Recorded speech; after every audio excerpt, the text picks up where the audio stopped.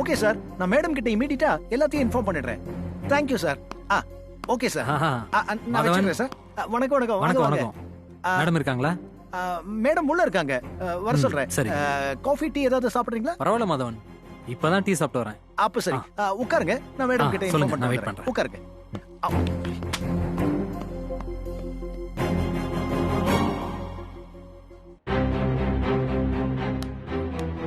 வாங்க அங்கிள்.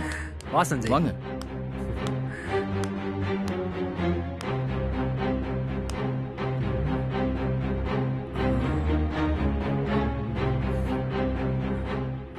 சஞ்சய், என்ன அங்கிள்? இந்த பொண்ணு யாரு?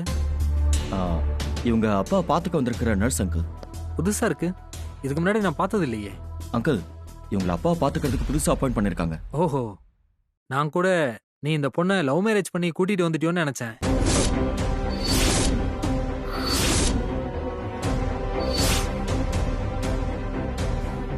இல்ல அங்கிள். என்ன வக்கீல் சார், மேடம். என் பையன் அப்படி எல்லாம் பண்ணுவானா? வணக்கம் மேடம். பசங்க மேல நாம கண்மூடித்தனமா தான் நம்பிக்கை வைக்கிறோம், ஆனா இந்த காலத்து பசங்க அதை மதிக்கிறது இல்லையே மேடம். பிடிச்சிருந்தா அவங்களே கல்யாணம் பண்ணிட்டு தானே வீட்லயே சொல்றாங்க. அப்படியெல்லாம் சஞ்சய் பண்ண மாட்டான் சார். அதுலயும் ஒரு நர்ஸ் அவன் கல்யாணம் பண்ணிக்குவானா? சான்ஸே இல்ல.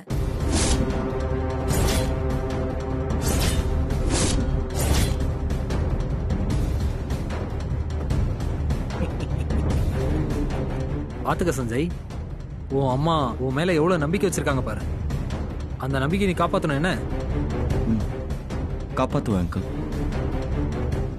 என்ன வேதா மேடம், அந்த அக்யூஸ்ட மீட் பண்ணிட்டீங்களா?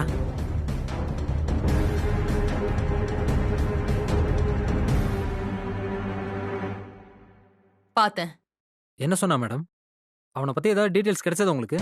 அவன் பேரு மாணிக்கம். சொந்த ஊரு மதுரை பக்கத்துல இருக்கிற அரசனூரு.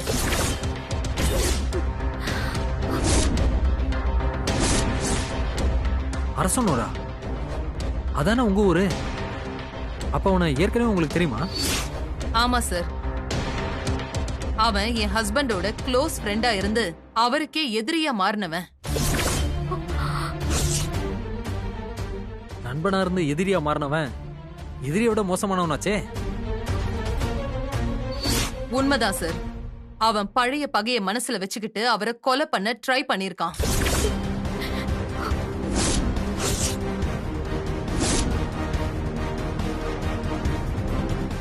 ஜெயில இருந்தாலும் அவனோட திமிரை இன்னும் குறையல சார்.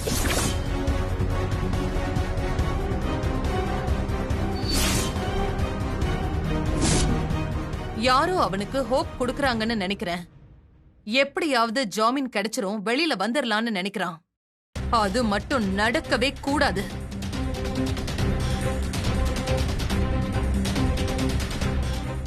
ஐஜி கிட்ட பேசி நான் பெயிலபிள் செக்ஷன் என்னெல்லாம் இருக்கோ எல்லாத்தையும் அவன் மேல போட சொல்லுங்க.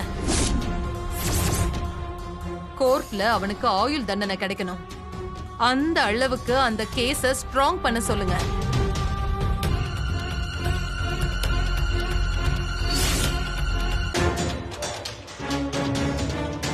அதுக்கேத்த மாதிரி சாட்சிகளை ரெடி பண்ணுங்க.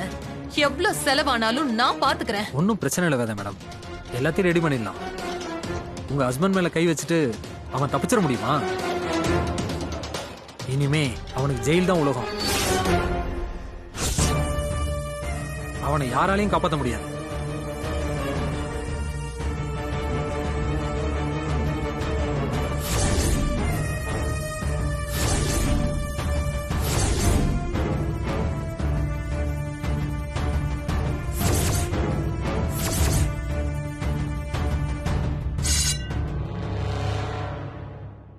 சாரி வித்யா, இந்த விஷயத்துல என்னால உனக்கு ஹெல்ப் பண்ண முடியாது.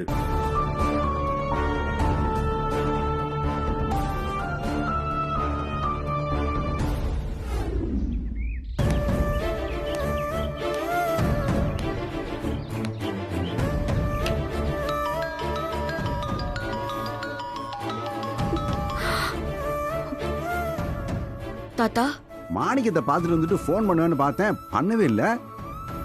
அவனை பாத்தியா இல்லையா? பார்த்தேன் தாத்தா. எப்படி இருக்கான்? என்ன சொன்னா? சீக்கிரம் வெளியில வந்துருவீங்கன்னு தைரியம் சொன்னியா? ஆத்தா, நீ ஒன்றும் கவலைப்படாத. நான் இங்க ஒரு வக்கீல்கிட்ட பேசியிருக்கேன். எம்பிட்டு செலவனாலும் சீக்கிரமே அவனை வெளியில கொண்டு வந்துருவேன். இனி அது நடக்குமானே தெரியல தாத்தா. என் மேல உனக்கு நம்பிக்கை இல்லையா? எந்த தடையும் இல்லனா நீங்க அப்பாவை வெளியே கொண்டு வந்துருவீங்க. ஆனா இப்ப உங்க மருமக அதுக்கு தடையா இருந்தா அவங்களை எதிர்த்து உங்களால என்ன செய்ய முடியும்? என்னத்தா சொல்ற? அத்தைக்கும் சஞ்சய்க்கும் அப்பாதான் மாமாவை அடிச்சதுன்னு தெரிஞ்சிருச்சு தாத்தா. எனக்கு முன்னாடி அவங்க போய் அப்பாவை ஜெயில பாத்துட்டாங்க.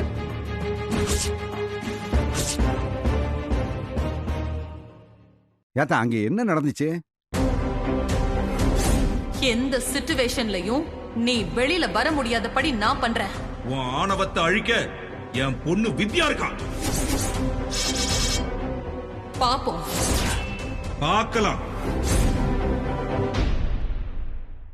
அத்தை அப்பாவுக்கு பெரிய தண்டனை வாங்கி கொடுக்கறதா சவால் விட்டுட்டு வந்திருக்காங்க. அதுக்காக அவங்க பெரிய வக்கீல கூப்பிட்டு பேசிட்டு இருக்காங்க. அவரு இந்த ஊர்ல பெரிய ஆளா தாத்தா. அவரு நினைச்சதுதான் சாதிப்பாராம். நாமெல்லாம் கிராமத்து ஆளுங்க. அவங்களை எதிர்த்து என்ன செய்ய முடியும்? அப்படியெல்லாம் சொல்லாதத்தா. நான் எதுக்குறேங்க? அப்படியே விட்டுருவனா? அவங்களோட வேகத்தையும் கோபத்தையும் பார்க்கும்போது எனக்கு பயமா இருக்கு தாத்தா. அப்பா எந்த தப்புமே செய்யாம வாழ்நாள் முழுக்க கஷ்டத்தை மட்டுமே அனுபவிக்கிறாரு. அதுக்கு ஒரு முடிவு கட்டுங்க தாத்தா. எப்படியாவது அவரை காப்பாத்துங்க தாத்தா. ஆத்தா, எல்லா பிரச்சனைக்கும் ஆரம்ப புள்ளிய வேதவள்ளி தான். அத புரிஞ்சுக்காம மாணிக்கத்து மேல கோவப்படாத. மாணிக்கத்துக்கு தண்டனை வாங்கி கொடுக்க நினைச்சா நான் வேடிக்கை பார்த்துட்டு இருப்பேனா? அவ ஒரு அடி எடுத்து வச்சா நான் 10 அடி எடுத்து வைப்பேன். அவனுக்கு எதுவும் ஆகாது. சீக்கிரமே அவனை நான் வெளியில கொண்டு வந்துருவா. ஆத்தா, நீ தைரியமா இரு. எல்லாத்தையும் நான் பாத்துக்கிறேன்.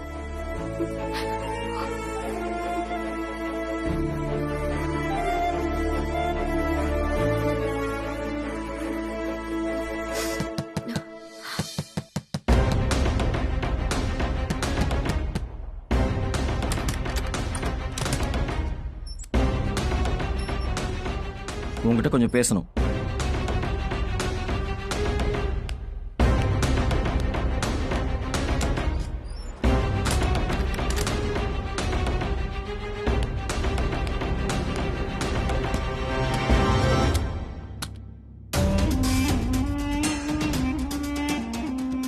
இதுல 20 லட்சம் ரூபாய் பணம் இருக்கு. இது வெறும் அட்வான்ஸ் தான். மீதி பணத்தை நான் சீக்கிரமாவே செட்டில் பண்றேன். பதிலுக்கு நீ ஒரே ஒரு உதவி மட்டும் பண்ணணும். எங்க அம்மா கிட்ட ஏதோ ஒரு பொய்யான காரணத்தை சொல்லி இந்த வேலையை விட்டு கிளம்பணும். பொய் சொல்றது எப்படின்னு உனக்கு என்ன சொல்லியே தரணும்? அதான் உனக்கு ஈஸியா வருமே.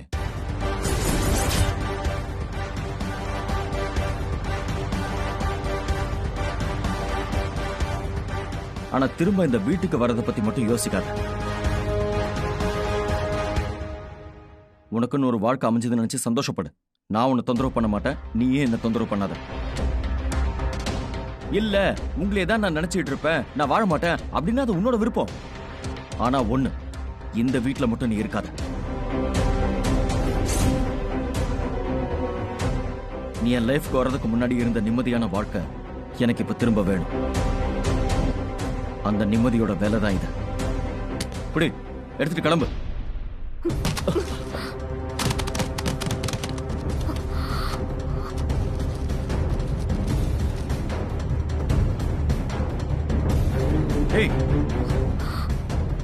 அறிவு இருக்கா உனக்கு? பணத்தை தட்டி விடுற. இது சம்பாதிக்க ஒவ்வொருத்தரும் எவ்வளவு கஷ்டப்படுறான் தெரியுமா உனக்கு? தயவு செஞ்சு அந்த பெட்டி எடுத்துட்டு வெளியில போ சஞ்சய். வெளியில போவா? ஏன் உனக்கு இந்த பணம் வேணாமா? உன்னை கையெடுத்து கும்பிட்டு கேட்டுக்கிறேன், என்னைய பேச வைக்காத, வெளியே போயிரு. ஐயோ, பத்தல்னா கேள்வி. இன்னும் வேணா நான் தரேன். ஆனா ரொம்ப ஓவரா சீனை போடாத. உன் பணத்தை எல்லாம் தூக்கிட்டு குப்பையில போடு. யாருக்கு வேணும் பணம்? அன்புக்கு விலை கொடுக்கிற பணக்கார இன்னும் இந்த உலகத்துல பிறக்கல சஞ்சய். இந்த பணம் என் கால் தூசிக்கு சமம். ஓ, உனக்கு அந்த அளவுக்கு திமிர அடிச்சா உனக்கு? பணம் இல்லாம உன்னால வாழ்ந்துட முடியுமா? பணம் இல்லாம வாழ முடியும் சஞ்சய். பாசம் இல்லாம தான் வாழ முடியாது. வீடு முழுக்க பணத்தை அடுக்கி வச்சிருக்க பெரிய பெரிய கோடீஸ்வரன் கூட உண்மையான பாசத்துக்கு மட்டும்தான் ஏங்கி கிடப்பா. ஏன்னா அது காசு கொடுத்து வாங்க முடியாதுன்னு அவனுக்கு தெரியும்.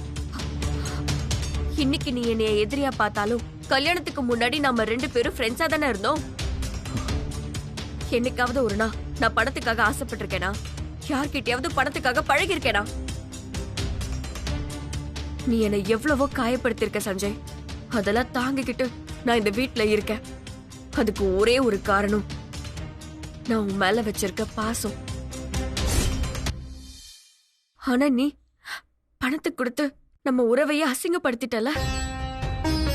ஈட்டியை எடுத்து நெஞ்சில பாய்ச்சினா கூட வலிக்காது சஞ்சய்.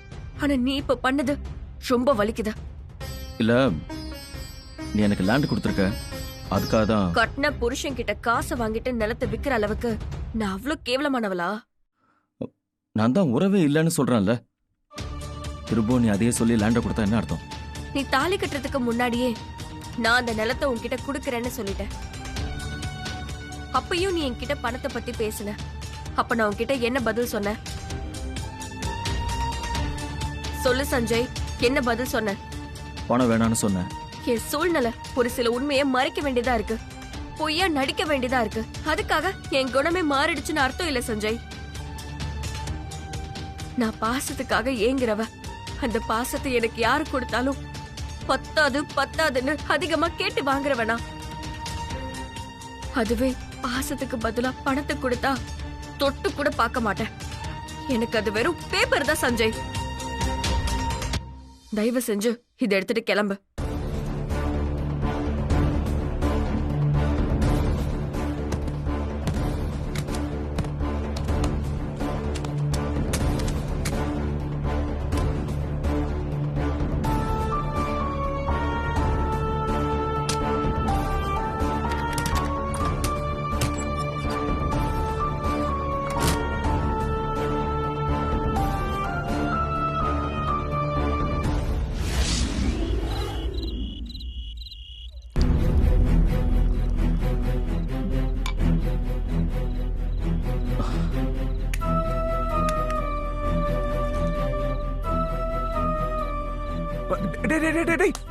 சஞ்சய், என்னடா பண்ற? குடுறா. என்னாச்சுடா உனக்கு? இதெல்லாம் நீ குடிக்கவே மாட்டியாடா? நீ என் ஃப்ரெண்டு தானடா? ஆமா. என் மனசு ஹர்ட் ஆகும்னு தெரிஞ்சா நீ என்ன ஹர்ட் பண்ணுவியா? பண்ண மாட்டேன். ஆனா நான் பண்றேன். யாருடா? அவ்வளவுதான். வித்யாவியா? ம். டேய் நிப்பாட்றான். இது வரைக்கும் நான் அவளுக்கு கொடுத்த டார்ச்சருக்கு போடாம் டேய் மண்ணுன்னு விட்டுட்டு போயிருக்கணும்டா. ஆனா அவ அப்படி போக மாட்டேங்கிறாடா. ஒருத்தங்களை நாம அடிக்கும் போது அவங்க நம்மள திருப்பி அடிச்சிட்டா அவங்கள அடிச்சது தப்பு இல்லைன்னு நம்ம மனசு சமாதானமாகும்ல. ஆனா இவ எவ்வளவு அடிச்சாலும் அமைதியாவே வாழ்ந்துட்டு இருந்தா நம்ம மனசு தானடா வலிக்கும். ஒரு குற்ற உணர்ச்சி இருக்கும். எனக்கு இப்ப அப்படிதான்டா இருக்கு. அப்படி என்னடா பண்ண? நான் அவளுக்கு எவ்வளவோ கஷ்டத்தை கொடுத்துருக்கேன். எல்லாத்தையும் அவ பொறுத்துக்கிட்டா. நான் உங்ககிட்ட ஒண்ணு கேக்குறேன். கட்டு கட்டா பணத்தை இப்படி போட்டு அதை எடுத்துக்கோன்னு சொன்னா நீ என்ன பண்ணுவ?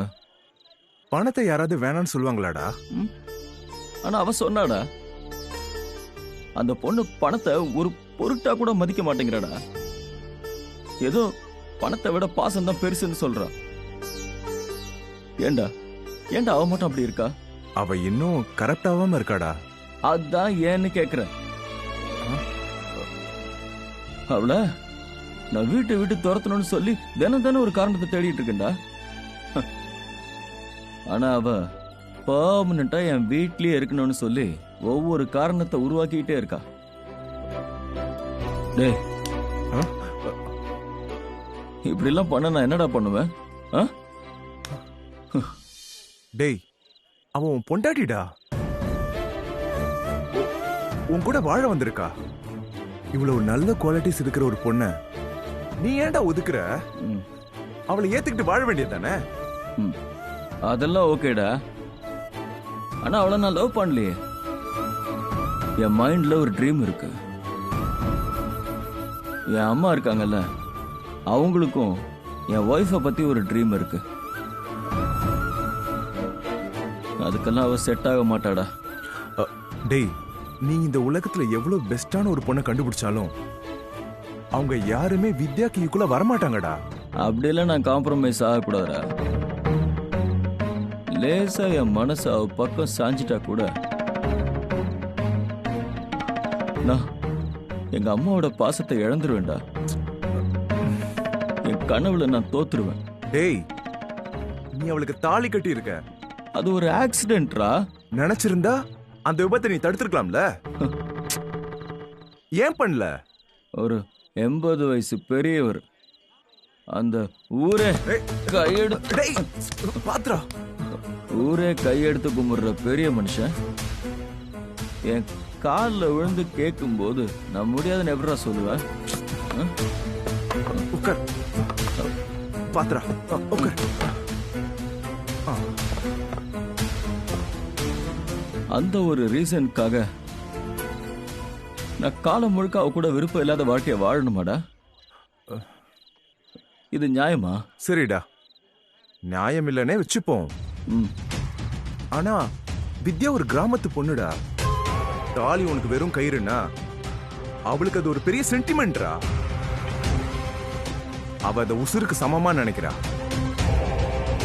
அதெல்லாம் ஒரு பெரிய விஷயமே இல்லைன்னு அவளை அதை கழட்டி வச்சுட்டு போன்னு சொன்னா அவளால சட்டுன்னு போக முடியுமா?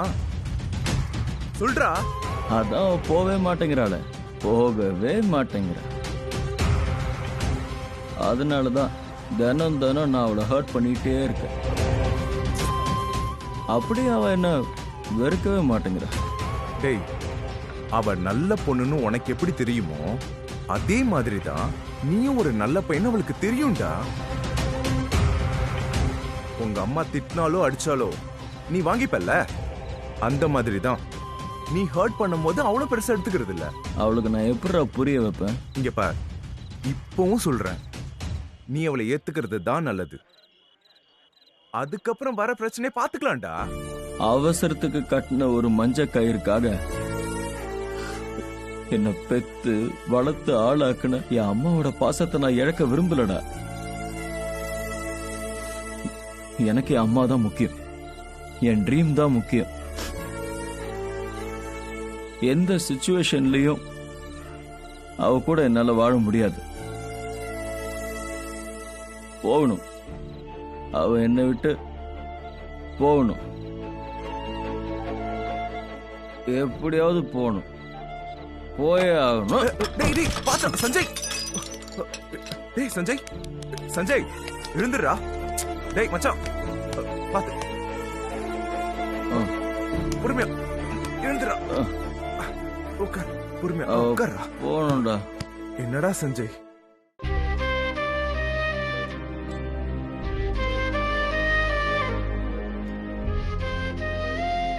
மாமா, என் அப்பாவை காலம் முழுக்க ஜெயில வைக்கிறதா அத்தை சபதம் போட்டிருக்காங்க.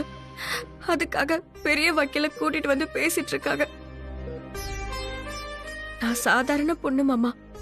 அவங்க அளவுக்கு வசதியோ படிப்போ எனக்கு இல்ல. அவங்க கிட்ட இருந்து எப்படி நான் அப்பாவை காப்பாத்துறது? தாத்தா உதவுறேன்னு சொல்லிருக்காரு.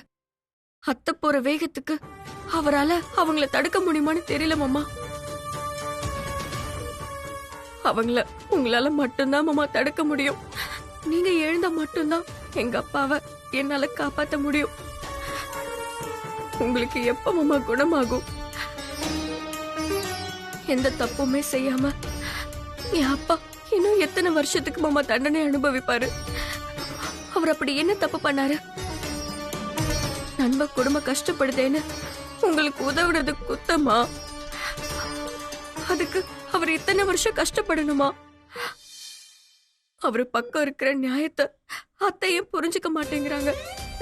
என் குடும்பத்தை அழிக்கணும்னு அத்தை என் கூட போட்டிட்டு நிக்கிறாங்க மாமா. அவங்கதான் அப்படி இருக்காங்க. உங்க பையனாவது எனக்கு ஆறுதலா இருப்பாருன்னு பார்த்தா அவர் என்ன தலைமுழுக்க நான் மட்டும்தான் நிம்மதின்னு நினைக்கிறாரு மாமா. இப்படி எந்த துணையுமே இல்லாம இன்னும் எவ்வளவு நாளைக்கு நான் போராடுறது? என் அப்பா உங்களை அடிச்சது தப்புத, ஆனா அது அவரை வேணும்னே செய்யலையே மாமா. உங்க மேல இருக்கிற பழைய கோவத்துல அவர் அப்படி பண்ணிட்டாரு. மன்னிக்க முடியாத தப்புன்னு இந்த உலகத்துல ஏதாவது இருக்கா மாமா? அவரை மன்னிச்சு விட்டுறலாமே. எனக்கு உங்க மேல நம்பிக்கை இருக்கு, நீங்க அவரை மன்னிச்சிடுவீங்க.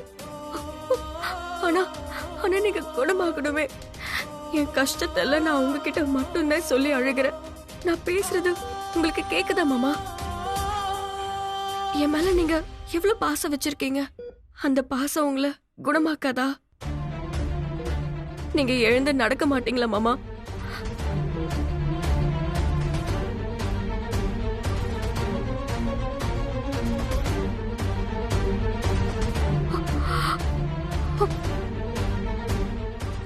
மாமா, உங்களுக்கு நான் பேசுறது கேக்குதா மாமா?